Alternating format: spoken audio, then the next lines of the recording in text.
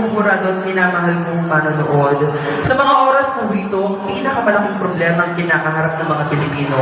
Walang iba kundi ang usaping agrikultura ang ating natural resources. Kaya naman ho, ngayong gabi, hayaan niyo ako sa inyong ipakita at ipaliwanag ang tunay na mensahe ng aking talento.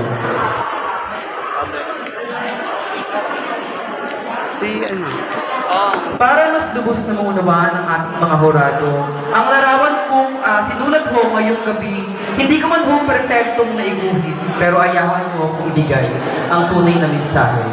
Sa mata na ito, makikita ho natin sa bilugang parte o tinatawag ho natin balintataw na kung saan sumisimbolo sa isang mundo na kung saan puno ng polusyon, kaya ho makikita natin ang kulay pula, orange at dilaw na kung saan sumisimbolo sa patuloy na pagsira ng mga tao sa ating kalikasan.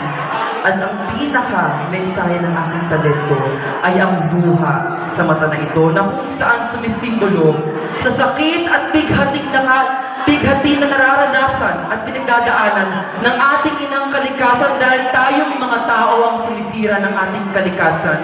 Kaya naman ho ngayong gabi, ang larawan kong aking inilarawan, walang iba kundi ang mata para imulat ang mata ng mga taong naririto na kung saan kahit makakita ho sila ng mga pagkakamaling ginagawa ng mga tao sa ating kalikasan, pilit nilang ipinipikit ang kanilang mga mata at pilit nilang tinatakpan ang kanilang mga mata, kaya ang nangyayari, mas lalong lumalaki ang problema. Kaya sa mga taong naririto, lalong-lalo na ho sa mga kabataan, and especially to all aspirant SK official as well as SK Barangay, I just want you to remember one thing, na sana naman po sa pag-upunin nyo, ang pinakapagtunay ng pansin ay ang ating kalikasan. Hindi na ho tama ang lagi tayo nagpapaliga.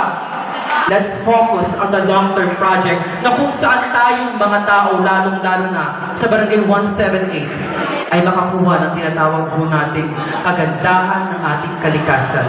Kaya ako ngayong gabi, marahil simple, pero naway na imulat ko sana ang inyong mga mata, lalong-lalo na sa problema ng ating kinakaharap. Maraming salamat.